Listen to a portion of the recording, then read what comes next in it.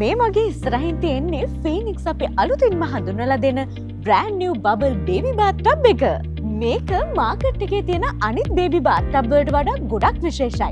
ඒ මොනවද කියලා වගේම කොහොමද මේක set up කරගන්නේ කියලා දැන් අපි බලමු.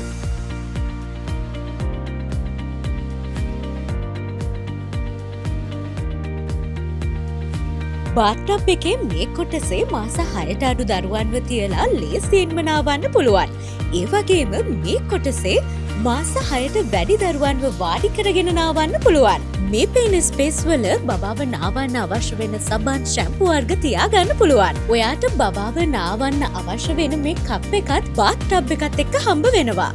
බාත්ටබ් එකේ පිරලා තියෙන වතුර මේ කොටස යූස් කරලා ලේසියෙන්ම ඉවත් කරගන්න පුළුවන්. මේ තියෙන නොබ්ස් හතර නිසා බාත්ටබ් එක පෙරලෙන්නේ ලිස්සන්නේ නැතුව ලේසියෙන්ම බිම රඳවලා තියාගන්න පුළුවන්. බබාව කම්ෆර්ටබල් විදියට නාවන්න ඔයාටත් ඕනේ නම් ඒකට තියෙන හොඳම සොලියුෂන් එක මේ තියෙන ෆීනික්ස් බබල් බාත්ටබ් මෙටල් ස්ටෑන්ඩ් එක. අපි දැන් බලමු බාත්ටබ් එක තියාගන්න විදිය. මේ මගේ අතේ තියෙන ෆීනික්ස් හෝස් එකට මේ නීපාට වොෂර් එක දාලා වතුර ලීක් වෙන්නේ නැති වෙන්න බාත්ටබ් එක යටින් සෙට් කරගන්න පුළුවන්. ඒ වගේම මේ හෝස් එක මේ විදියට හැං කරගන්නත් පුළුවන්. දැන් ඔයාට ලේසියෙන් මේ හෝස් එක යූස් කරලා වතුර ටික භාජනයකට ඉවත් කරගන්න පුළුවන්.